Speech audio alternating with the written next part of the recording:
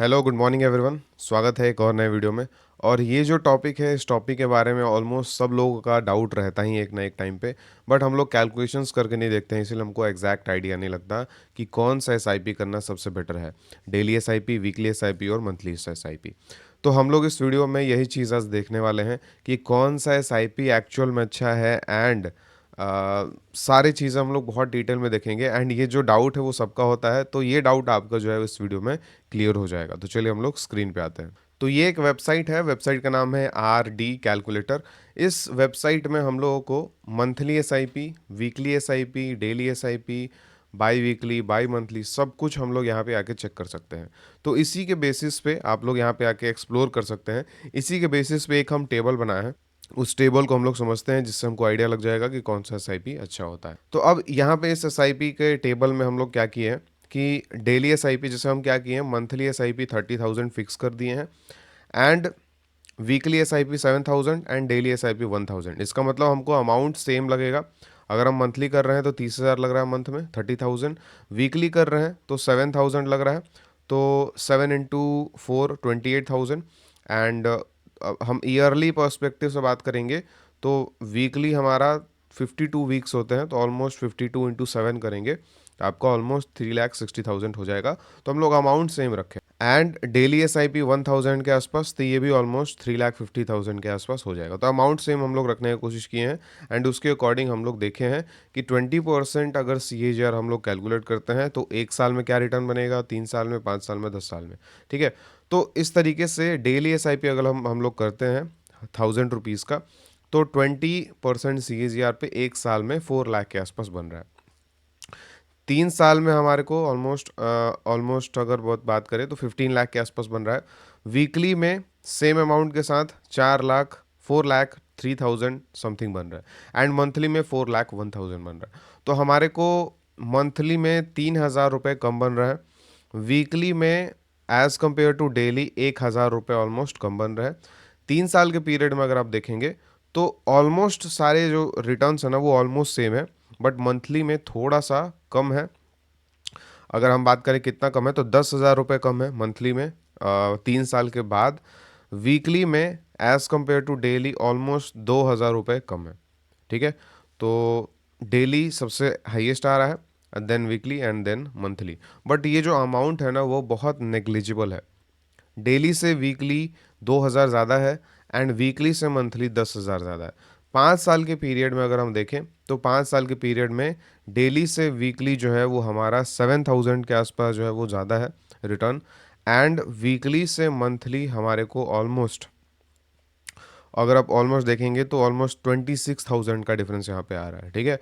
तो आप उसी अकॉर्डिंग से देख सकते हैं, डेली थोड़ा सा ऊपर चल रहा है, वीकली थोड़ा सा ज़्यादा एंड मंथली थोड़ा सा ज़्यादा।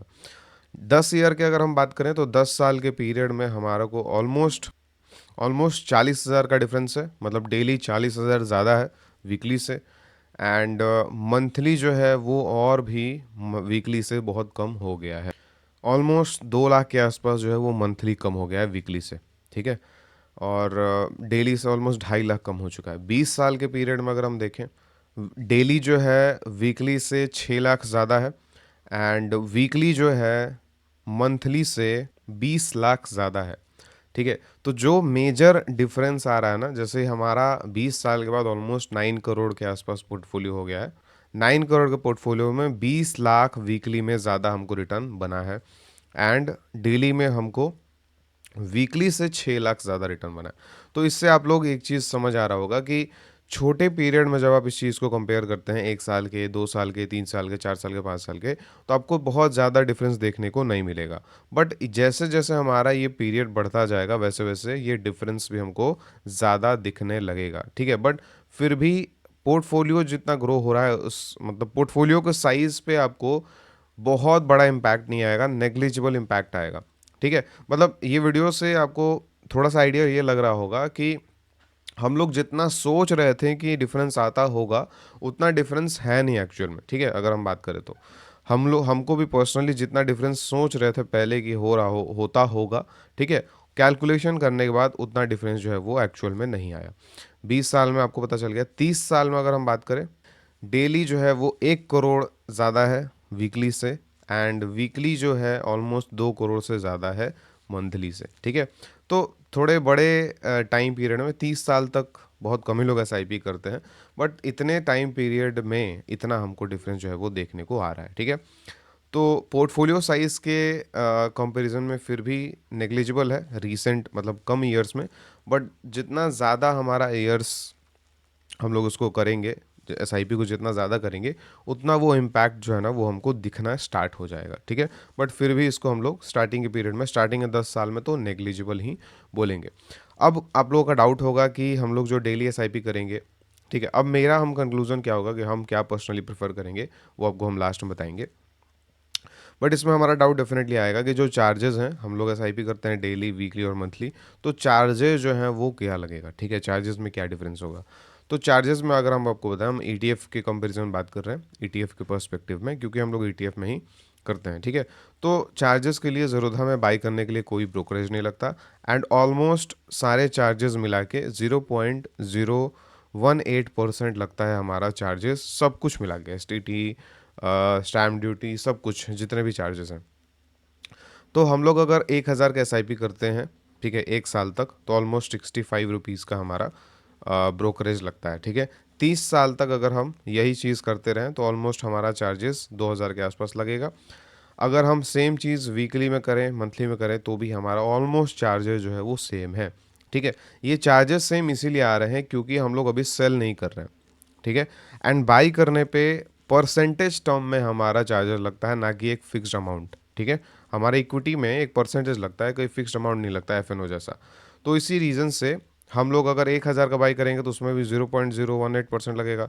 अगर हम 30,000 का बाई करेंगे तो उसमें भी 0.018% लगेगा। एंड अगर 1 लाख का भी बाई करेंगे तो 0.0 इतना ही लगेगा, ठीक है। तो चार्जेस जो है वो हमको सेम ही पड़ेंगे, हल्का फुल्का डिफरेंस आ सकता है बट वो भी नेग्लिजिबल होगा।